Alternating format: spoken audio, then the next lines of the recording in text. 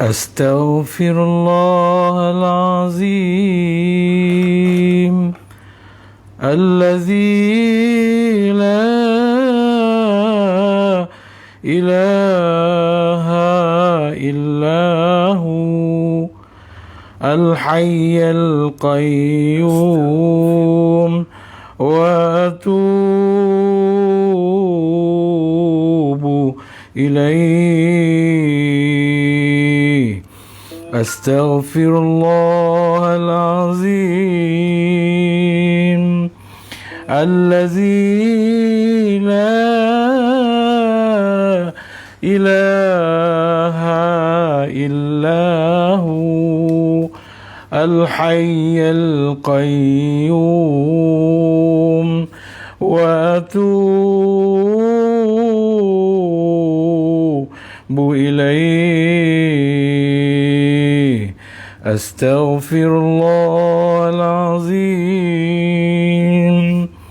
الذي لا إله إلا هو الحي القيوم وأتوب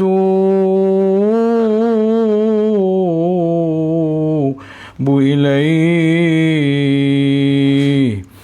أستغفر الله العظيم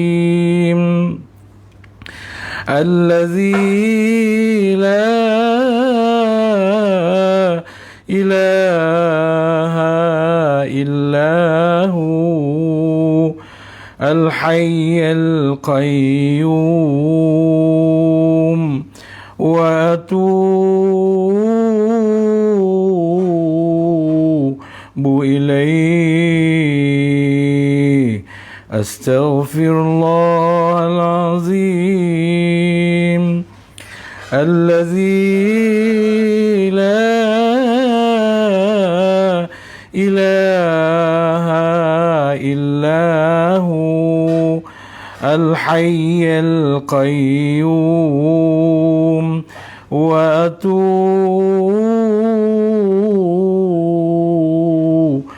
إليه. أستغفر الله العظيم الذي لا إله إلا هو الحي القيوم وأتوب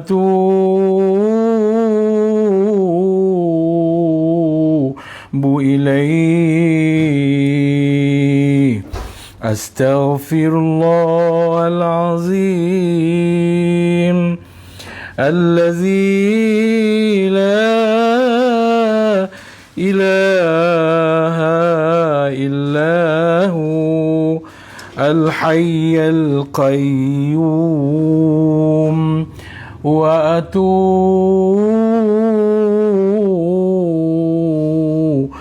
إليه. أستغفر الله العظيم الذي لا إله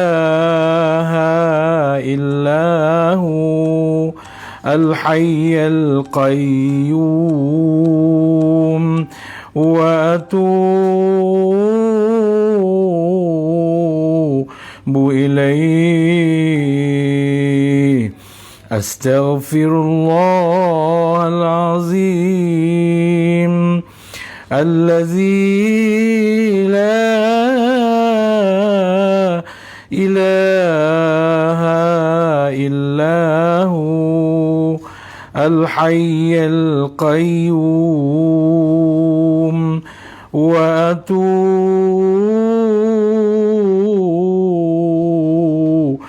إليه. أستغفر الله العظيم الذي لا إله إلا هو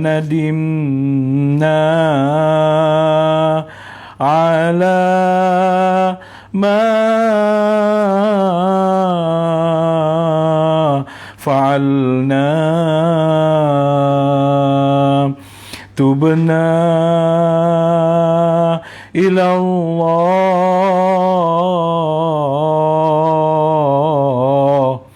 ورجعنا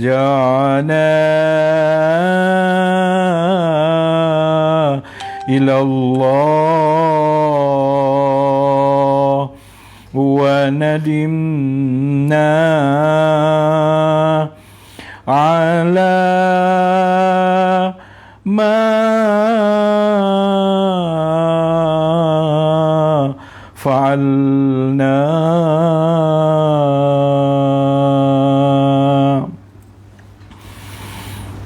Assalamualaikum warahmatullahi wabarakatuh. Bismillahirrahmanirrahim. Alhamdulillahillazi arsala rasulahu bil huda wa dinil haqq liyuzhirahu ala ad-din kullihi walau karihal kafirun. Asyhadu an la ilaha illallah wa asyhadu anna Muhammadan abduhu wa rasuluh imamil muttaqin wa qaidid du'atil mujahidin. Allahumma salli wa sallim ala sayyidina Muhammad wa ala alihi wa ashabihi ajma'in. Rabbi shrah li sadri wa yassir li amri wahlul 'uqdatam min lisani yafqahu qawli. Ar-Rahmanu 'allamal Qur'an khalaqal insana 'allamahul bayan. Qala Allah Ta'ala fil Qur'anil 'azim. A'udzu billahi minasy syaithanir rajim. Inna rabbahum bihim yawma idzil lakhabir. Sadaqallahul azim. Ayat 11 daripada surah Al-Adiyat, dan ia merupakan ayat yang terakhir daripada surah ini. Insya-Allah, dengan tamatnya bacaan kita berkenaan dengan tafsiran-tafsiran ayat ini, maka berakhirlah nanti pengmesraan kita di dalam memahamkan ayat-ayat dan firman Allah Subhanahu wa taala sebagaimana yang terkandung di dalam surah Al-Adiyat ini. Tuan-tuan dan puan-puan yang dihormati sekalian, di sana Allah Subhanahu wa taala telah berfirman, Inna rabbahum bihim, sesungguhnya Tuhan mereka, sesungguhnya Tuhan mereka, bihim, terhadap mereka, yauma izin, pada hari itu, yakni adalah pada hari kiamat itu. Yakni adalah pada hari kiamat itu, la khabir, amat mengetahui.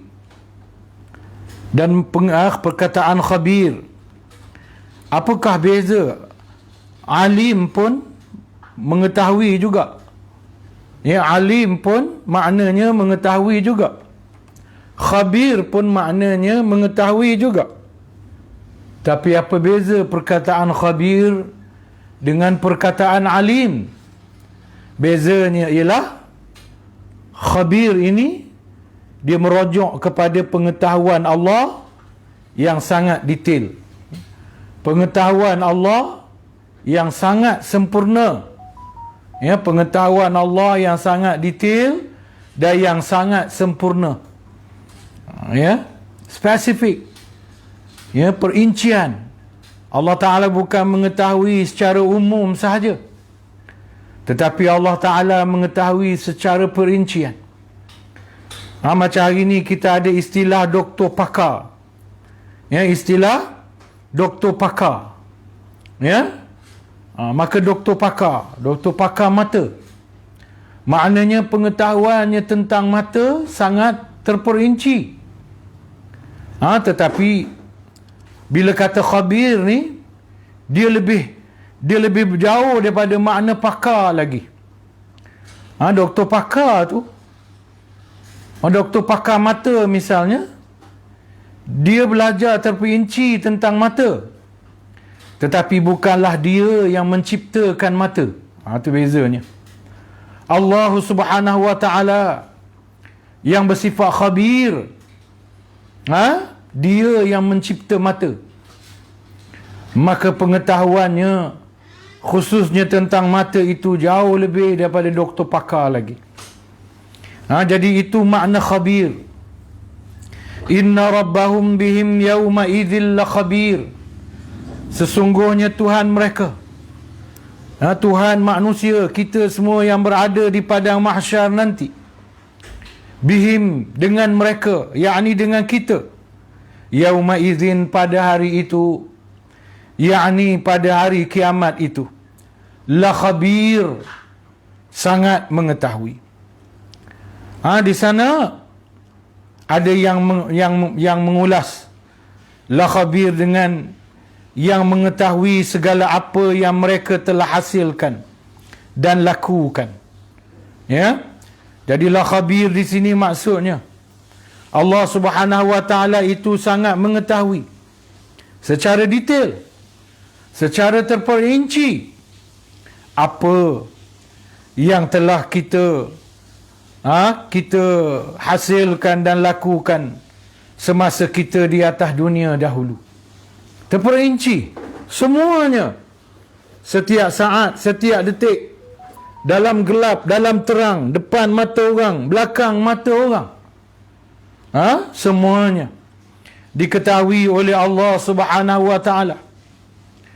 Dan apa gunanya dengan pengetahuan Allah Ta'ala terhadap apa yang telah kita lakukan selama kita hidup di atas dunia? Allah akan hitung dan menghisap amalan kita. Kemudian Allah Subhanahu wa ta'ala memberikan kita balasan kepada amalan yang kita lakukan. Bila kita buat amal baik, kita akan dapat balasan baik. Dan jika sekiranya kita buat amal jahat, kita akan dapat balasan jahat oleh Allah Subhanahu wa ta'ala. Ini kita kena faham dalam persoalan ini, tuan-tuan. Baik. Kemudian dinyatakan juga bahawasanya tidak menzalimi walau seberat zarrah. Dan Allah Subhanahu wa ta'ala di dalam memberikan kita hukuman dan balasan itu tidak menzalimi kita walau seberat zarrah sekalipun. Kalau kita tidak layak diazab, maka Allah Ta'ala tidak akan mengazab kita. Kalau kita tidak layak diberi pahala, Allah Ta'ala tidak akan beri kita pahala. Tidak ada pahala berat sebelah. Tidak ada pahala pilih kasih. Ya? Tidak ada pahala pilih kasih di sisi Allah Subhanahu wa ta'ala. Tidak ada cerita pilih kasih, pahala pilih kasih. Dosa kerana kebencian tidak ada di sisi Allah Subhanahu wa ta'ala. Allah bukan Melayu untuk melebihkan orang Melayu. Allah bukan berkulit putih untuk melebihkan orang kulit putih. Allah bukan berkulit hitam untuk melebihkan orang kulit hitam. Allah bukan Cina untuk melebihkan orang Cina. Allah lah yang menciptakan Melayu, Cina, India, orang kulit putih dan orang kulit hitam. Sebab itu di hadapan Allah Subhanahu wa ta'ala tidak ada undang-undang pilih kasih. Tidak ada hukuman yang bersifat pilih kasih. Tidak ada dosa pilih kasih. Tidak ada pahala pilih kasih. Kerana Allah Subhanahu wa ta'ala yang mengetahui secara detail seluruh amalan-amalan kebaikan dan kejahatan kita, menghitungnya, menghisapnya dan menghukumnya dengan penuh keadilan dan saksama. Inna rabbahum bihim, sesungguhnya Tuhan mereka terhadap mereka, yauma izin, pada hari itu, yakni pada hari kiamat itu, pada hari akhirat itu, la khabir, maha mengetahui dengan mendalam tentang balasan yang diberikannya kepada mereka. Jadi jangan nak petikaikan Allah Subhanahu wa ta'ala. Macam hari ni kita atas dunia, suka sangat petikai. Terutamanya kerajaan. Kerajaan ketatkan SOP, kita marah. Macam mana ekonomi nak berkembang? Kerajaan longgarkan SOP, kita marah juga. Bahaya nyawa rakyat. Apa pun yang dibuat, kita suka mempersalahkan, kita suka mempertikaikan. Tak apalah menyalahkan, itu kerajaan. Manusia memang boleh melakukan kesilapan. Ada yang pula menyalahkan para ulama, menuduh kononnya para ulama ni mengeluarkan hukum fatwa ikut kehendak kerajaan. Dosa tu tuan-tuan, dosa. Kita pasti ke para ulama yang ada hari ini, seperti Dr. Zulkifli Muhammad Bakri, ulama-ulama yang lain, mufti-mufti yang lain, termasuk ulama-ulama sedunia yang mengeluarkan SOP, sama ada fatwa tentang SOP atau fatwa tentang vaksin dan seumpamanya. Dengan mudah kita menuduh para ulama ini mengeluarkan fatwa ikut kehendak kerajaan. Kita tahu ke cara para ulama nak mengistimbatkan hukum? Bukan senang untuk mengistimbatkan hukum. Ia kena teliti, kena kaji, kena cari nas daripada Al-Quran. Apabila terdapat nas tu pula kena tengok dari segi penafsirannya. Yang di sana wujud berbagai-bagai penafsiran. Kena tengok pula nas, dalil daripada hadis. Hadis pula, hadis apa? Sahih ke, daif ke, masyhur ke, mutawatir ke? Kalau sahih sekarang, dia mutawatir ke, dia masyhur ke, dia ahad ke? Dan setiap tu pula ada kena rojok sana, kena rojok sini, kena tengok sana, kena tengok sini. Bukan senang untuk menggunakan satu ayat sebagai nas. Bukan macam kita jumpa ayat petik jadi dalil. Bukan senang nak guna sesuatu ayat jadi dalil. Bukan senang nak guna satu-satu hadis menjadi dalil. Kena tapih dulu. Tiba-tiba kita dengan mudah tuduh para ulama yang ada hari ini keluarkan fatwa ikut kehendak kerajaan. Sangka buruk sangat kita dengan para ulama. Sebab apa? Saya nampak bukan sebab apa, bukannya kita kaji fatwa tu. Kita bukan mufti pun. Yang menuduh ni bukan mufti pun. Kadang-kadang ustaz pun tidak. Yang menuduh ni ustaz pun tidak. Bukan kata dia bukan mufti, ustaz pun tidak. Tapi dia tuduh para ulama mengeluarkan fatwa hukum ikut kehendak kerajaan. Suka-suka menyangka buruk. Tidakkah dia tahu itu suatu dosa besar? Sekurang-kurangnya terhadap ulama yang disangka buruknya itu. Kita kena faham dalam persoalan yang seperti ini, tuan-tuan. Kita kena faham. Macam SOP ni bukan keputusan Dr. Muhammad Al-Bakri. Ini keputusan ulama sedunia. Keputusan yang diambil oleh satu jamaah ulama, suatu konstitusi, suatu institusi. Kadang-kadang hujah yang kita ambil untuk lawan hujah para ulama yang diputuskan oleh kumpulan-kumpulan ulama secara kolektif ini, tuan-tuan, hujah orang yang terpencil. Ulama terpencil, yang dia bersendirian, dia keluarkan sangkaan dia, fatwa dia, sangkaan dia. Dia baca sana, dia baca sini, dia pun menyangka-nyangka begitu.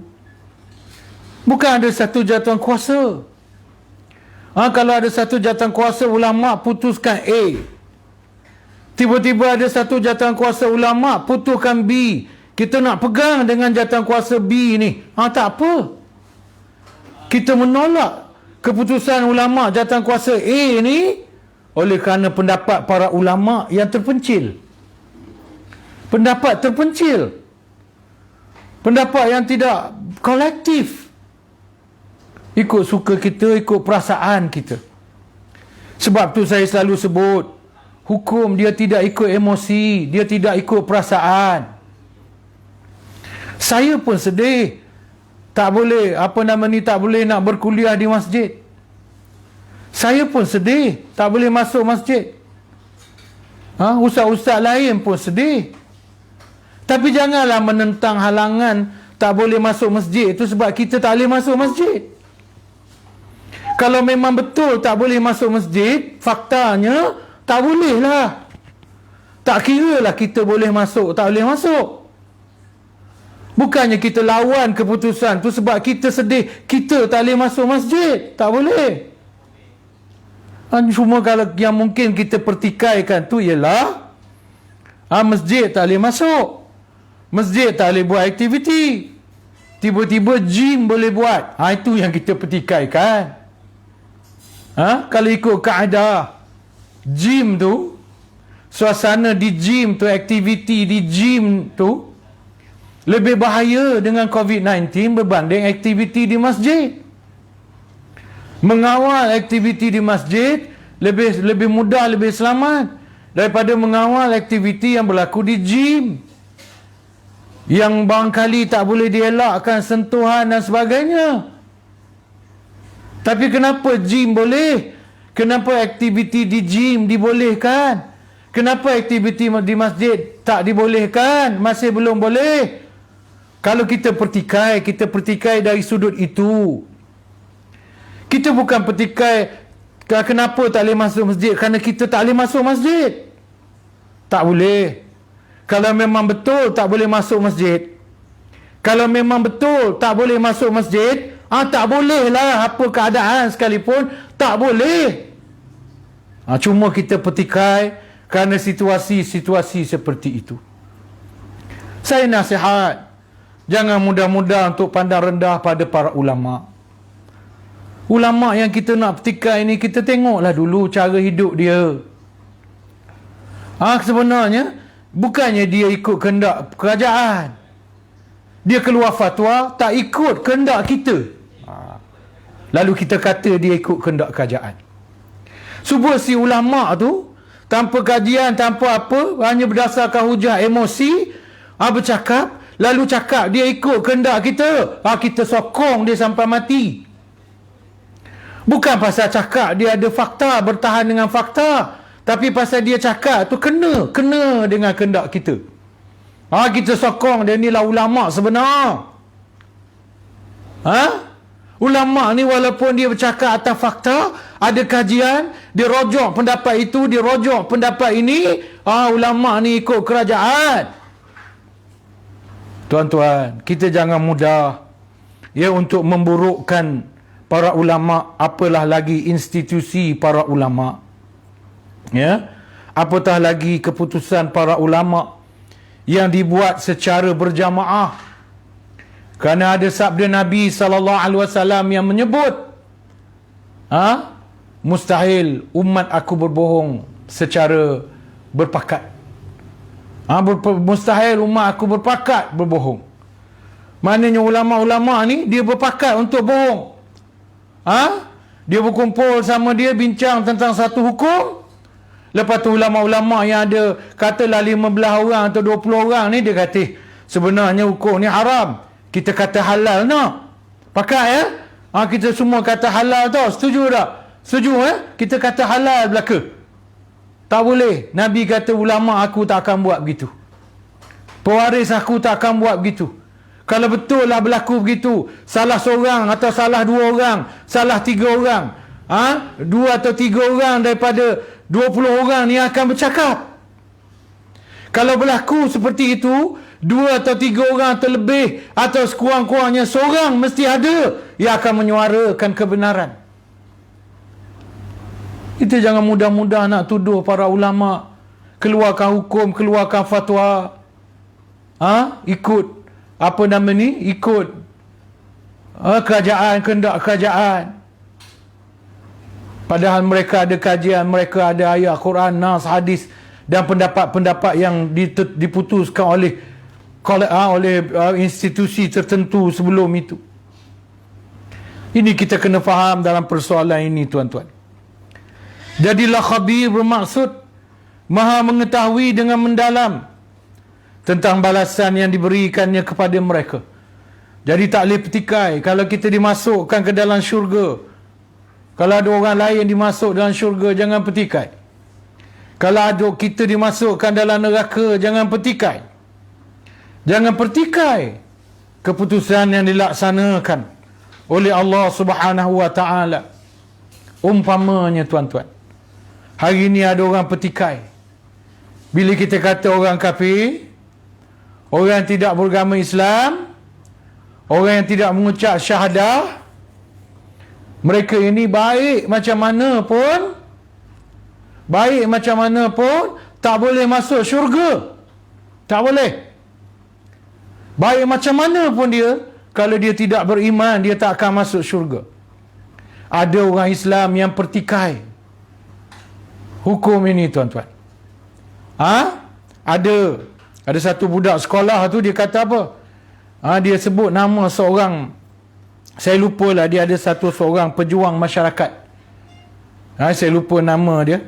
Dia orang India, berbangsa India, agama tak pasti, sama ada Kristian ataupun Hindu lah. Memanglah dia ni berjuang atas masyarakat. Dia kata, engkau ni, mana ada orang miskin dekat situ lah engkau ada. Kau memang betul-betul, masa tu dia dah mati, kau memang betul-betul berjuang hidup untuk masyarakat, untuk orang susah. Kalau besok aku masuk syurga, aku tak nampak engkau dalam syurga, aku akan pergi neraka, duduk dengan engkau dalam neraka. Budak ni cakap. Budak muda Melayu Islam, yang saya percaya dia tidak mengaji Islam dengan mendalam. Kalau dia mengaji, dia tak akan cakap begitu. Ada satu lagi budak muda yang popular, yang terkenal. Dia kata apa? Dia kata dia bercakap tentang ni.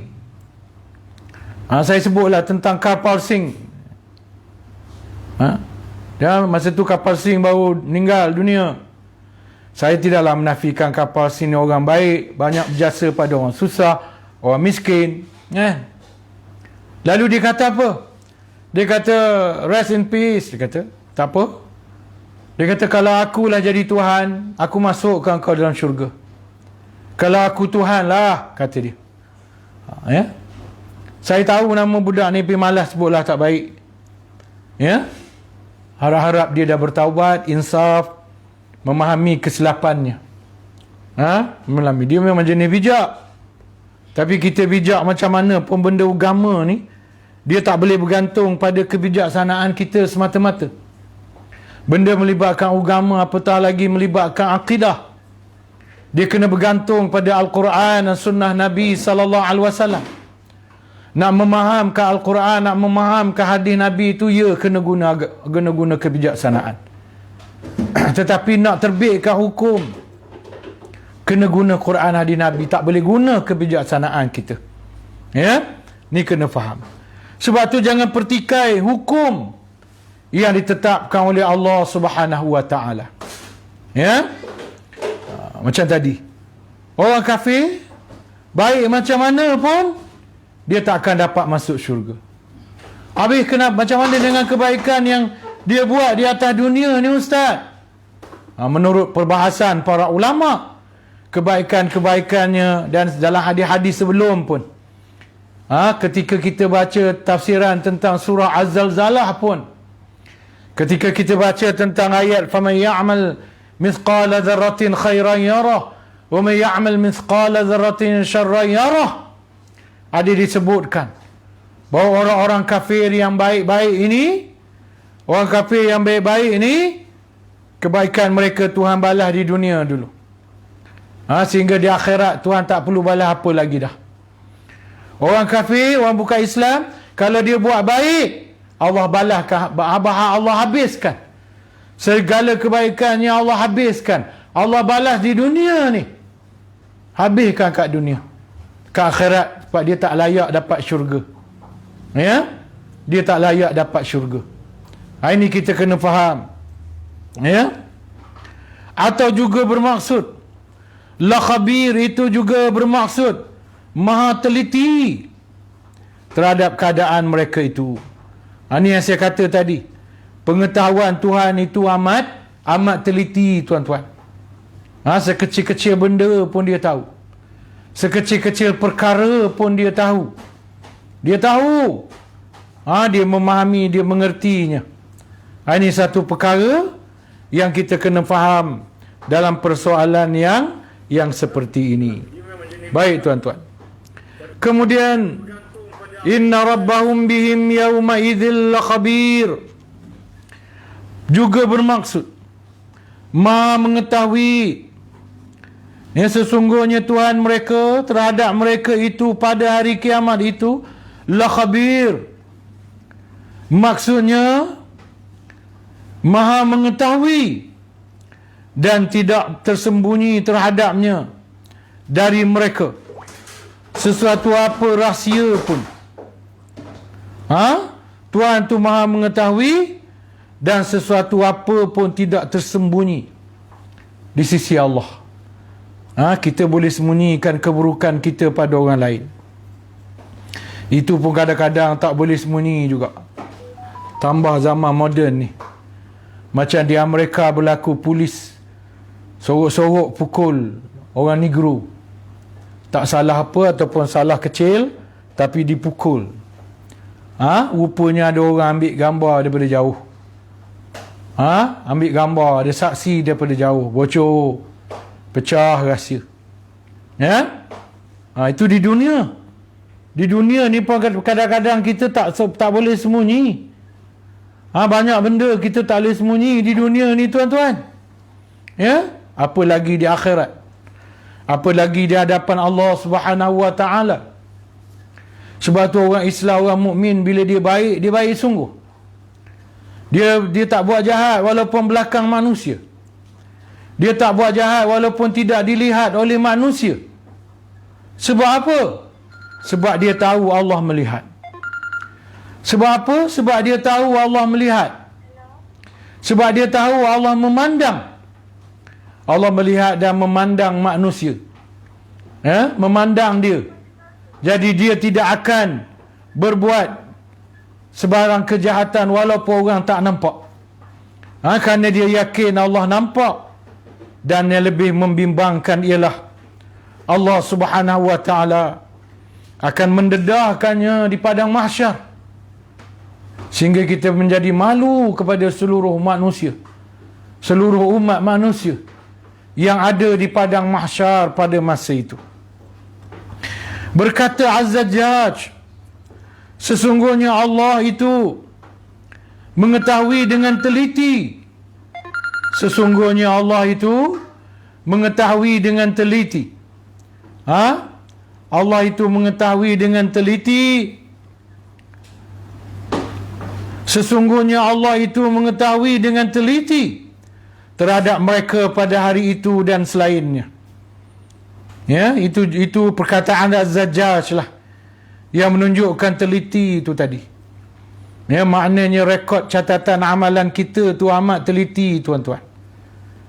Teliti daripada minit ke minit, saat ke saat, bukan minit ke minit, saat ke saat, semuanya dicatat oleh Allah Subhanahu wa taala, dirakam oleh Allah Subhanahu wa taala, oleh petugas Allah, oleh kerani agung Allah, oleh pencatat agung Allah, iaitu Raqib dan Atid, kiraman dan katibin, yang berbahagi tugas.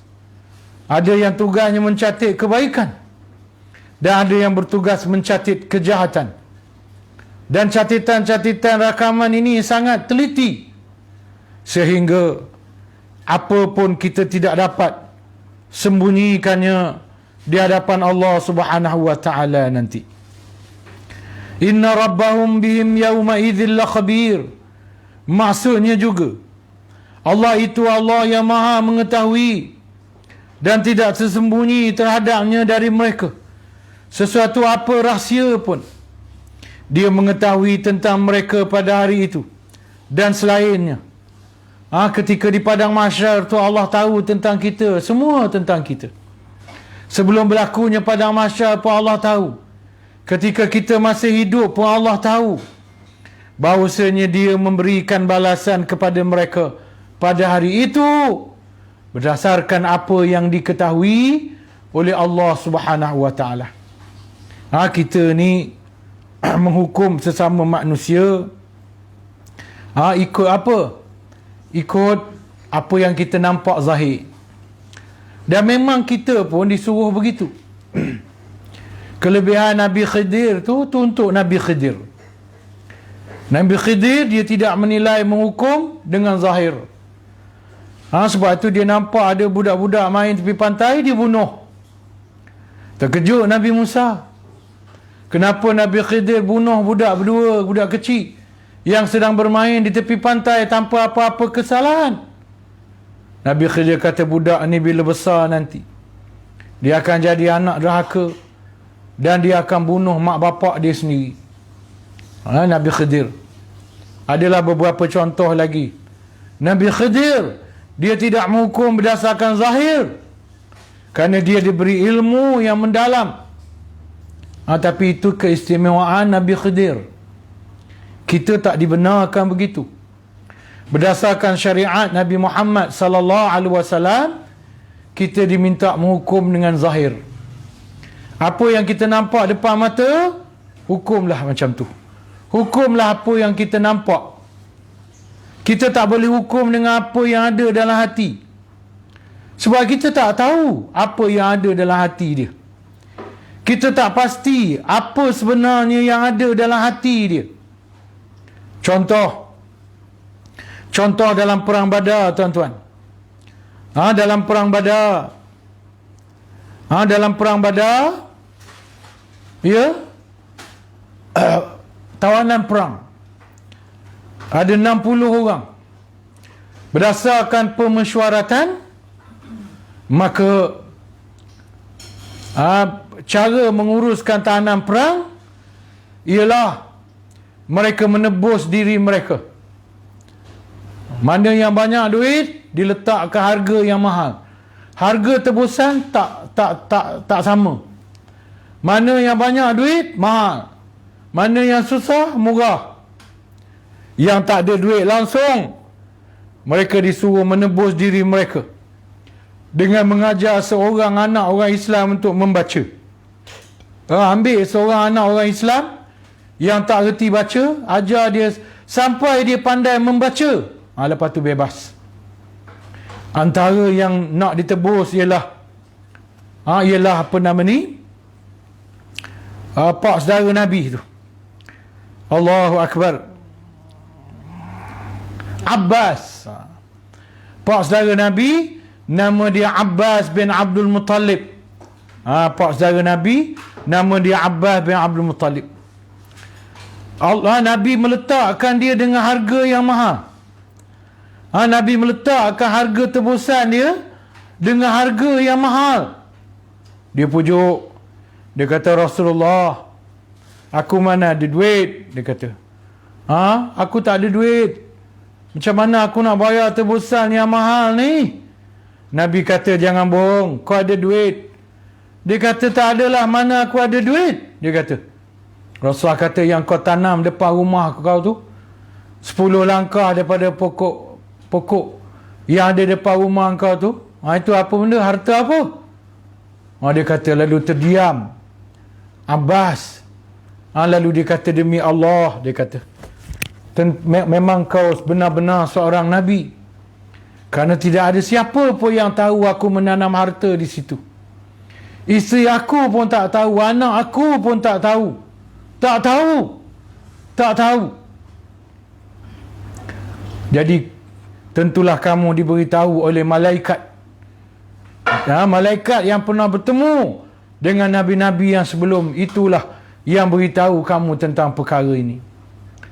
Lalu bila Abbas nampak dia tak boleh pujuk Nabi lagi dengan bohong dia tak ada duit, dia pun apa nama ni, dia pun guna poin lain. Dia kata, Muhammad, sebenarnya aku ni tak payah bayar tebusan pun tak apa. Sebenarnya aku dah beriman dengan kamu lama dah, sejak dulu dah. Tapi aku rahsiakan, sebab aku malu dengan Abu Lahab, aku malu dengan Abu Jahal, aku malu dengan Abu Lahab, malu dengan Abu Jahal. Sebab itulah aku rahsiakan. Sebenarnya lama dah aku beriman dengan kamu. Lama dah dalam hati aku, tapi aku simpan dalam hati. Sebab tu aku cenderung simpati, aku suka tolong kamu. Aku ikut kamu pergi perjanjian Aqabah. Aku begitu, aku begini, sebab tu kamu nampak aku simpati dengan kamu. Sebenarnya lama dah aku beriman dengan kamu secara rahsia. Secara rahsia. Lalu apa kata Nabi SAW, tuan-tuan? Apa kata Rasulullah SAW? Ya tuan-tuan ya, tekak gatal, minum sikit. Bismillahirrahmanirrahim. Tak ada cawan tuan-tuan, minum ni ya.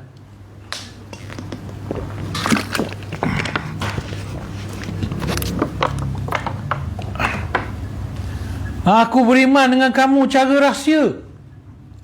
Apa kata Nabi tuan-tuan? Apa kata Rasulullah SAW? Rasulullah kata, kalau kamu beriman, kalau betul-betul lah, benarlah kamu telah lama beriman dengan aku sebelum ini. Kamu beriman dengan aku dalam hati kamu. Kamu beriman dengan aku dalam hati kamu. Maka Allah terima dah. Iman kamu tu Allah terima dah. Adapun aku, kata Rasulullah SAW, adapun aku kena hukum yang zahir.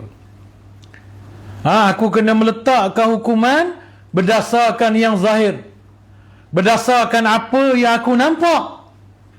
Zahir yang aku nampak, kamu berada dalam tentera musuh. Kamu berperang di pihak musuh. Walaupun kamu kata tadi kamu tak bunuh orang Islam, kamu cuma pura-pura je berperang, kamu pura-pura je memanah, tapi kamu tak bunuh seorang pun tentera Islam, itu kamu dengan Allah. Tapi aku hukum kamu yang zahir. Aku nampak kamu berada di kalangan tentera musuh, kamu berperang di pihak musuh. Apa yang aku nampak, kamu memusuhi Islam, maka aku hukum kamu sebagai tawanan perang. Kamu kena bayar tebusan kamu sebagaimana yang telah ditetapkan. Ini contoh tuan-tuan. Kita gini kalau menghukum, kita kena hukum yang zahir. Begitu juga ada peristiwa, teringat. Ini rezeki tuan-tuan. Rezeki majlis ilmu, kuliah ilmu. Datang pula, saya nampak satu je contoh tadi. Selepas saya cerita contoh ni, melayang pula kat kepala saya satu contoh lain. Ada dua orang ni, dia berebut tanah. Masing-masing mengaku tanah tu dia punya. Lalu berujahlah. Dan Rasulullah memenangkan satu pihak. Rasulullah menangkan satu pihak. Dan Rasulullah dengar ada orang kata sebenarnya bukan dia punya, tapi dia pandai bercakap, dia pandai berujah, maka dia dapat. Lalu Rasulullah sallallahu alaihi wasallam selepas meletakkan keputusan bahawa tanah tu dihukumkan fulan bin fulan punya, lalu kata Rasulullah sallallahu alaihi wasallam, itu hukuman aku. Itu aku hukum dengan mata kepala aku, apa yang aku nampak dan apa yang aku dengar. Kalau sekiranya hakikatnya ia tidak begitu, kalau hakikatnya tanah ni bukan milik kepada si fulan ni, tapi oleh kerana dia pandai bercakap, dia psycho orang, dia pandai bercakap, orang pun percaya cakap dia, aku nampak zahir macam dia punya, aku hukumkan dia. Kalau hakikatnya tanah tu bukan dia punya, depan Allah dia takkan lepas. Di hadapan aku dia terlepas, tapi di hadapan Allah Subhanahu wa ta'ala dia tidak akan terlepas. Dia akan tetap dihukum dan mendapat balasan. Dan orang yang terlepas tanahnya, kalau betul lah tanah ni sebenarnya B punya, tapi dia terlepas hari ni sebab aku tersalah menghukum, dan bukan tersalah dari segi rasminya, syar'inya, aku tak salah sebab zahirnya nampak begitu, katalah hakikatnya begitu, maka kamu akan dapat pahala yang lebih besar di hari akhirat nanti, ganti yang lebih besar daripada tanah yang kamu kehilangan di dunia ini. Jadi kita ni kena hukum yang zahir tuan-tuan. Begitulah bila kita berdepan dengan COVID-19, kita kena ambil hukuman yang zahir. Jangan kita ambil benda yang tak zahir. Teori-teori konspirasi sebagainya tu benda tak zahir tuan-tuan. Yang zahir yang nampak depan mata, adanya penyakit COVID-19 ini. Yang zahirnya depan mata ada. Ada sahabat-sahabat terdekat kita yang kena COVID-19 tuan-tuan. Sahabat Facebook saya, sahabat Facebook saya baru-baru ni masuk hospital. Dia mengadu dalam Facebook bagaimana beratnya menanggung sakit COVID-19 ini. Sesaknya nafas. Kawan se-universiti anak saya tuan-tuan, anak perempuan saya, mengadu betapa susahnya, sesaknya ia bernafas begitu begini. Satu-satu ciri yang digambarkan terjadi dah, dia kata. Aku tak tahu aku dapat daripada mana COVID ni. Itu zahirnya. Zahirnya COVID-19 ni ada. Zahirnya dia ada. Zahirnya dia wujud. Adapun teori itu, teori ini, itu benda yang kita tak tahu. Benar atau tidaknya, itu hanya teori. Zahir yang ada, yang nampak depan mata hari ni, tu dia. Tu pekerja-pekerja hospital frontliner yang pakai pakaian tu, yang menyebabkan berpeluh badan tubuh tu. Tu apa cerita? Ada yang merasakan bahawa kerajaan buat konspirasi, nak bohong rakyat. Yang mati itu bukan mati kerana COVID-19, mati kerana kencing manis, darah tinggi, buah pinggang. Bukan kerana COVID-19. Tu kawan-kawan kita yang kerja ke hospital tu, yang berpeluh-peluh tu, apa dia tuan-tuan? Ada yang kata tak payah SOP, tak payah PKP. Tak payah. Kalau tak payah, Nanti orang yang kena COVID-19 ni berpuluh ribu sehari. Siapa yang susah? Di samping kita yang susah, kawan-kawan kita yang jadi doktor, jadi nurse, mereka yang susah di hospital. Sebab tu kerajaan kena imbang antara nyawa dan ekonomi. Kita sedap-sedap menuduh teori konspirasi. Kita tak tahu teori konspirasi itu benda yang tak jelas. Tetapi apa yang jelas, yang zahir depan mata, penyakit ni wujud. Penyakit ni wujud. Yang terbaru tuan-tuan, sahabat saya yang saya selalu suruh dia renew road tax saya, kena COVID-19 positif. Sebelum beberapa hari sebelum tu dia mengadu, saya dah demam 4-5 hari ni, risaulah ustaz. Lepas tu dapat berita memang dia kena, memang positif. Dia kata tak tahulah dapat dari mana. Anak bini dia semua dah test dah negatif, dia pula positif. Benda ni nyata, ini realiti. Yang zahir ada depan kita ni. Sebab tu SOP tu kena jaga, kena ikut. SOP tu tawakal, usaha. SOP tu usaha. Usaha tu wajib. Tapi jangan bergantung pada usaha. Kita kena ikut SOP, tapi jangan beriman pada SOP. Itu betul. Beriman pada SOP, saya dah ikut SOP, tapi kena juga COVID-19. Itu salah. Kita kena ikut SOP. Sebab itu ikhtiar, berikhtiar wajib. Kita nampak dinding batu nak jatuh menimpa kita, wajib kita lari. Kita nampak kereta nak langgar kita, wajib kita lari. Tapi kita kena yakin, lari tu tak akan menyelamatkan kita dari takdir Allah. Kalau dah Allah takdir kita mati, kita mati. Kalau dah Allah takdir kita mati, kita mati. Cuma kita wajib lari. Wajib lari. Lari itu wajib. Hukumnya. Berikhtiar untuk selamat itu wajib. Tapi jangan beriman dengan ikhtiar. Kita wajib dengan SOP, tuan-tuan, wajib. Tapi jangan beriman dengan SOP. Ni kena faham. Mudah je nak tuduh kerajaan bohong, konspirasi.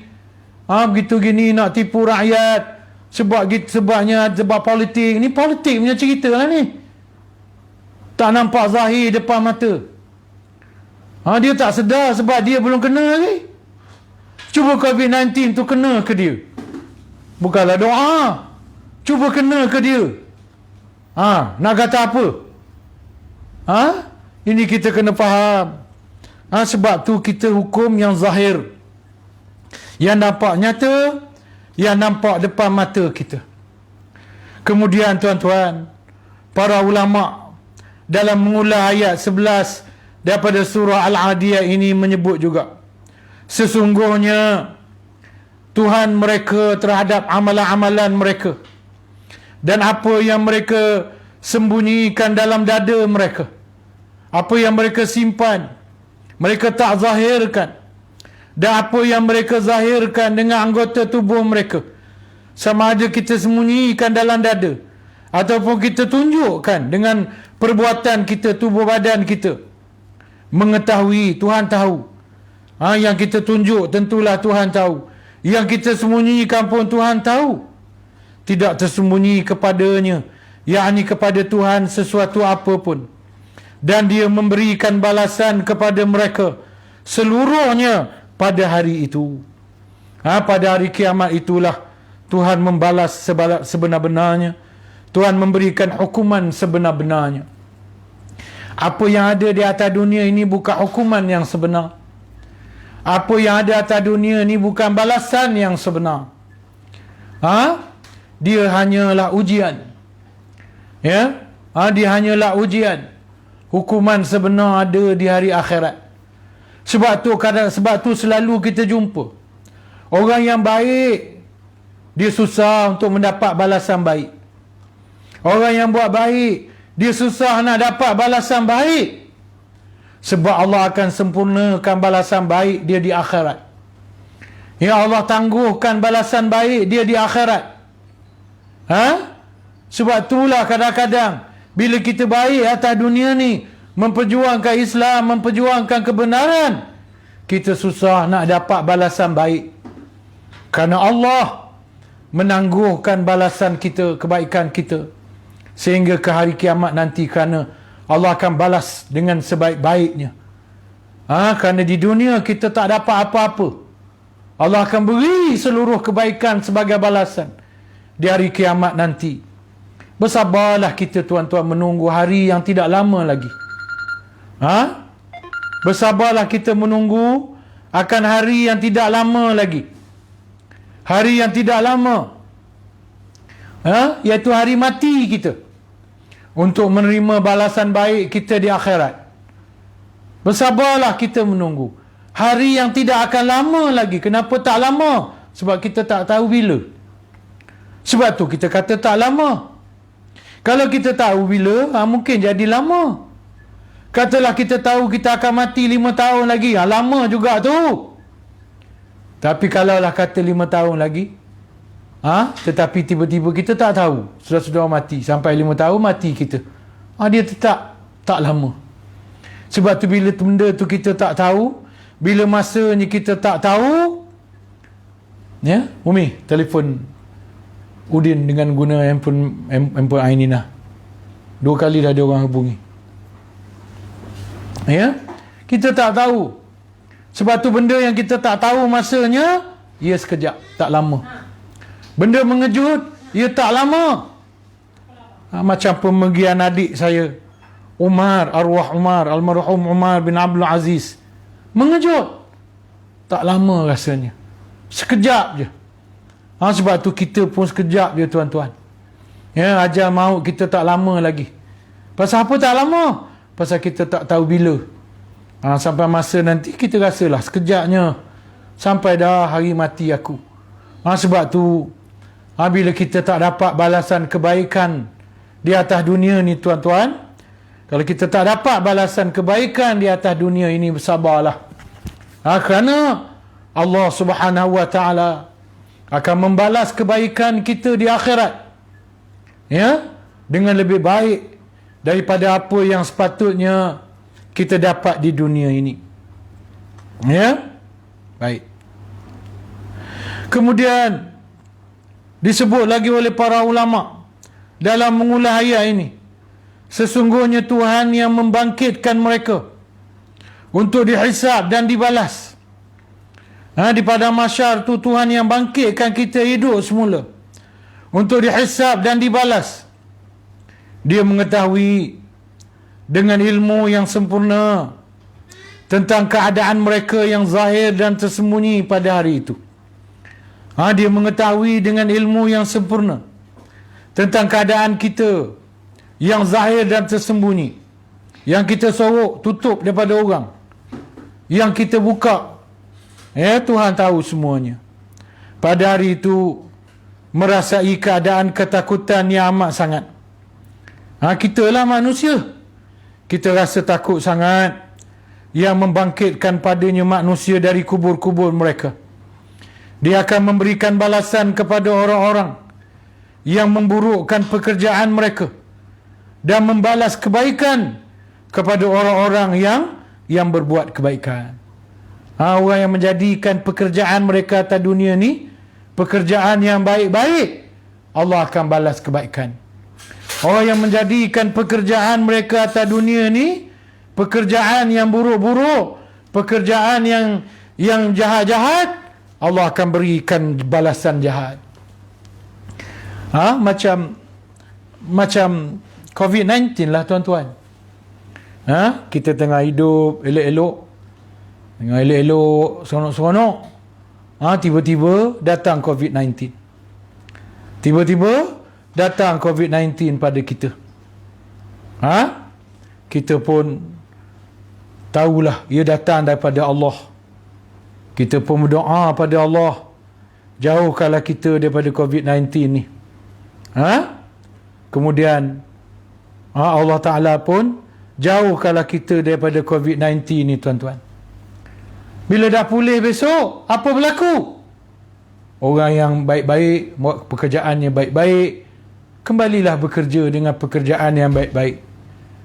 Yang meniaga, yang kerja sebagai itu ini, yang meniaga benda baik-baik, meniaga benda elok-elok, niagalah balik. Lepas tu, orang yang pekerjaannya maksiat, sambung. Sambung balik. Tak betul tu tuan-tuan. Kita minta Allah angkat COVID-19 ni supaya kita dapat kembali semula kepada kehidupan lama kita. Tak betul. Sepatutnya kita minta Allah angkat COVID-19 ni daripada kita dengan keinsafan. Kalau apa yang kita buat dulu sebelum COVID-19 ni benda baik-baik, tak apa, teruskanlah selepas COVID-19 ini dipulihkan oleh Allah Subhanahu wa ta'ala, insya-Allah nantinya. Tapi kalau sebelum apa yang kita buat ini, sebelum apa yang kita buat sebelum COVID-19 ni, benda yang maksiat, aktiviti kita maksiat, pekerjaan kita maksiat, jangan sambung. Setelah COVID-19 pulih, jangan sambung. Tukar aktiviti lain, tukar pekerjaan lain, tukar perkara lain untuk kita lakukan. Kita belajar daripada COVID-19 ini. Tapi kebanyakan kita ni, itulah dia tuan-tuan. Perhati baik-baik. Itulah dia. Doa, minta pada Allah. Tahu Allah yang turunkan COVID-19. Tahu. Minta Allah angkat COVID-19 ni. Minta. Lepas tu, dah pulih balik. Kembali balik ke alam lama. Yang tak maksiat, kembali balik. Tak apalah. Yang maksiat, yang sebelum ini hidupnya penuh dengan maksiat, yang selama ini apa yang dia buat penuh dengan maksiat, sambung balik. Tak betul. Tak betul. Sepatutnya apabila Allah mengangkat COVID-19 ini nanti, mana yang baik-baik diteruskan, mana yang maksiat, yang buruk-buruk dihentikan dan ditukar dengan yang baru. Begitu tuan-tuan. Ini kita kena faham. Ya, baik. Kemudian akhir sekali, ya, Dialah Tuhan yang maha mengetahui amalan atau pekerjaan mereka yang terang dan yang tersembunyi, dan memberikan balasan ke atasnya. Dia mengkhususkan perkhabarannya dengan hari itu, sedangkan dia mengetahuinya setiap waktu. Karena apa yang dikendaki dengan yang demikian itu adalah pembalasan terhadap amalan-amalan yang diketahui dari ilmu-ilmu Allah dan juga yang dalam perhatian Allah Subhanahu wa ta'ala. Kenapa Allah tegaskan hari kiamat tu Allah mengetahui yang terang dan nyata, yang sembunyi dan tak tersembunyi? Sebab Allah sebenarnya nak beritahu, Allah akan beri balasan. Kebaikan yang nyata Allah balas, kebaikan yang tersembunyi pun Allah balas. Kejahatan yang nyata Allah balas, kejahatan yang tersembunyi pun Allah balas. Ya, Allah balas semuanya. Ini kita kena faham dalam persoalan yang seperti ini. Tamatlah tafsiran, bacaan kita tentang tafsiran surah Al-Adiyat. InsyaAllah. Ya, lepas ni saya akan buka pula surah Al-Baqarah. Saya akan memulakan tafsir surah Al-Baqarah. Sayyidina Umar, dia mengaji surah Al-Baqarah ni selama 12 tahun tuan-tuan. Menunjukkan pentingnya kefahaman terhadap ayat-ayat yang terkandung dalam surah Al-Baqarah. Sayyidina Umar mengambil masa untuk surah Al-Baqarah sahaja 12 tahun. 12 tahun. Ya, ada surah Al-Baqarah ni ada 3 juz, hampir 3 juz dalam Al-Quran. Ya, tetapi Sayyidina Umar mengambil masa 12 tahun mempelajari surah Al-Baqarah. InsyaAllah, ya, kuliah kita yang akan datang adalah untuk mempelajari surah Al-Baqarah ini. Ya, jadi kita mempelajarinya lah. Saya jemput tuan-tuan bersama-sama dengan saya selagi hayat di kandung badan, selagi usia diizinkan, usia tenaga dan kesihatan diizinkan oleh Allah Subhanahu wa ta'ala, insya-Allah. Kecualilah Allah telah tidak mengizinkannya, masa saya telah sampai, maka kita berhentilah dan berakhirlah Ya, usaha kita bersama-sama ni tuan-tuan, tapi kita berdoalah supaya usaha ini ya berpanjangan sehinggalah ke masa yang ditetapkan oleh Allah Subhanahu wa taala. Jadi untuk malam ni, sebelum kita berhenti, marilah bersama-sama kita membaca doa. Ya, kita membaca doa untuk diri kita dan tak tinggal juga untuk arwah ya ibu bapa kita, anak beranak kita, adik beradik kita dan anak beranak kita yang telah pergi mendahului kita ya, dan juga memohon keselamatan dunia dan akhirat. Khususnya sekarang ini kita memohon keselamatan daripada keselamatan daripada pandemik COVID-19 yang sedang melanda dunia hari ini amnya, dan melanda negara kita ini khasnya ya, melanda negara kita ini khasnya, insya-Allah ya. Jadi kita sudahi dengan bacaan Al-Fatihah. Al-Fatihah. A'udzubillahi minasyaitonir rajim. Bismillahirrahmanirrahim. Alhamdulillahi rabbil alamin. Ar-Rahmanir Rahim. Maliki yaumiddin. Iyyaka na'budu wa iyyaka nasta'in. Ihdinas siratal mustaqim. Siratal ladzina an'amta 'alaihim ghairil maghdubi 'alaihim waladdallin. Amin.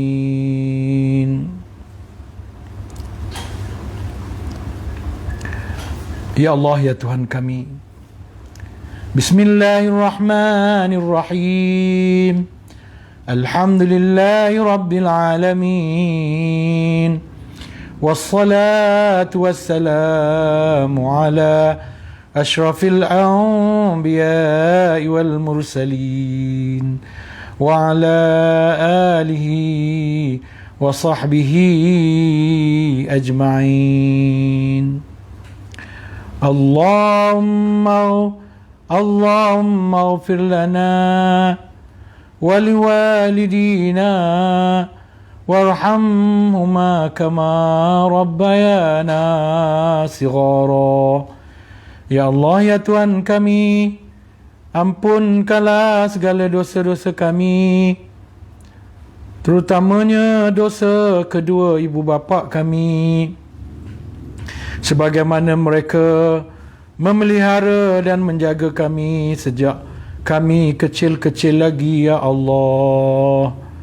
Ya Allah, ya Tuhan kami, kasihilah kedua ibu bapa kami, khususnya yang telah menjadi arwah, yang telah pergi mendahului kami daripada atas dunia ini, ya Allah. Ya Allah, kasihilah kedua ibu bapa mertua kami, terutamanya yang telah menjadi arwah, yang telah pergi mendahului kami, ya Allah. Ya Allah, kasihilah adik-beradik kami, terutamanya yang telah mendahului kami, ya Allah, yang telah menjadi arwah, yang rohnya telah pun kembali ke hadrat-Mu, ya Allah. Jika diizinkan aku menyebut nama mereka, ya Allah, antaranya Aisyah binti Muhammad Ali, antaranya Haji As'ad bin Munadi, antaranya Umar bin Abdul Aziz, antaranya Indra Warman bin Anis. Allahumma ighfir lahum warhamhum wa'afihim wa'afu anhum wa akrim nuzulahum waghsilhum bil ma'i was-salji wal barad. Allahumma naqqihim minal khataaya kama yunaqqa as-sawbal abyadu minad danas. Allahumma abdilhum daran khairan min darihim wa ahlan khairan min ahlihim wa zawjan khairan min zawjihim wa min zawjatihim. Allahumma a'idhum من عذاب القبر وفتنته ومن عذاب النار. اللهم إنا نعوذ بك من البرص والجنون والجذام ومن سيء الأسقام. اللهم إنا نعوذ بك من غلبة الدين وقهر الرجال. اللهم إنا نسألك سلامة في الدين وعافية في الجسد وزيادة في العلم وبركة في الرزق وتوبة قبل الموت ورحمة عند الموت ومغفرة بعد الموت. Ya Allah, ya Tuhan kami, ya Allah, kami mohon kepadamu keselamatan di dunia dan afiat kesihatan pada jasad tubuh badan kami, dan penambahan kepada ilmu kami dan keberkatan pada rezeki kami. Kami juga mohon taubat sebelum kami mati, ya Allah. Kami mohon kasih sayang Engkau sebelum ketika kami mati, ya Allah. Dan kami mohon keampunan Engkau selepas kami mati, ya Allah. Ya Allah, ampunilah dosa kami dan dosa kedua ibu bapa kami, sebagaimana mereka membesarkan kami sejak kecil lagi. Ya Allah, ampunilah dosa ibu bapa mertua kami. Ampunilah dosa adik-beradik kami. Ampunilah dosa anak beranak kami. Ampunilah dosa saudara mara kami seperjuangan. Ampunilah dosa mereka yang menyayangi kami dan kami juga menyayangi mereka. Ampunilah dosa mereka yang selalu berbuat baik kepada kami.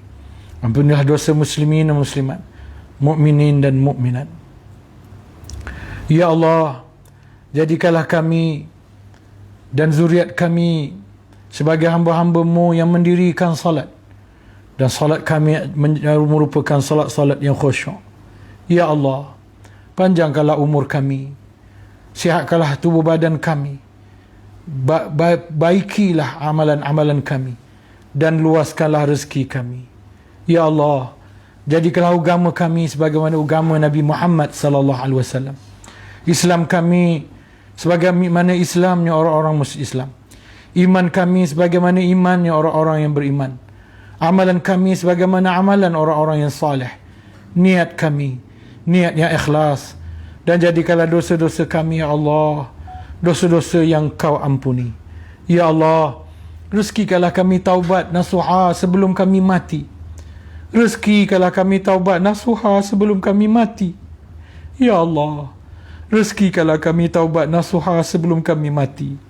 Ya Allah, permudahkanlah sakaratul maut kami, ya Allah. Permudahkanlah atas kami sakaratul maut nanti, ya Allah. Permudahkanlah atas kami sakaratul maut kami nanti, ya Allah. Kau terangilah dan cahayailah kubur kami, ya Allah. Terangi dan cahayailah kubur-kubur kami nanti, ya Allah. Jangan Kau biarkan kubur kami gelap gelita, penuh dengan azab seksa-Mu, ya Allah. Ya Allah, jauhkan kami daripada azab kubur. Jauhkan kami daripada fitnah kubur. Jauhkan kami daripada azab api neraka-Mu, ya Allah. Wahai Tuhan yang membolak-balikkan hati, tetapkanlah hati kami di atas agama-Mu. Ya Allah, hidupkanlah kami dengan iman, matikanlah kami dengan iman, dan nanti Kau masukkanlah kami ke dalam syurga-Mu bersama-sama dengan orang-orang yang beriman. Ya Allah, ya Allah, makhtim lana bi husnul khatimah. Matikanlah kami dengan sebaik-baik kematian, ya Allah. Wala takhtim alaina, ya Allah, bi su'il khatimah. Jangan Kau matikan kami, ya Allah, dengan seburuk-buruk dan sejahat-jahat kematian. Rabbana zalamna anfusana wa illam taghfir lana wa tarhamna lanakunanna minal khasirin. ربنا آتنا في الدنيا حسنة وفي الآخرة حسنة وقنا عذاب النار وقنا عذاب النار وقنا عذاب النار وصلى الله على خير خلقه سيدنا محمد صلى الله عليه وسلم سبحان ربك رب العزة عما يصفون وسلام على المرسلين والحمد لله رب العالمين تقبل الله منكم منا ومنكم تقبل يا كريم. InsyaAllah kita jumpa lagi hari Ahad ni. Ya, hari Ahad ni, besok, lusa kita jumpa lagi untuk kuliah selanjutnya. Lupa saya beritahu kuliah malam ini anjuran surau As-Sabirin, Bukit Utama, Sarjana Utama SBCR. Ya, tuan-tuan bantulah mereka yang sedang mengungkit derma untuk pembesaran surau. Ya, dan insyaAllah hari Ahad nanti adalah anjuran surah Al-Furqan, insyaAllah. Jadi untuk malam ni sekadar itu saja. Sekian, wabillahi taufiq wa hidayah. Wassalamualaikum warahmatullahi wabarakatuh.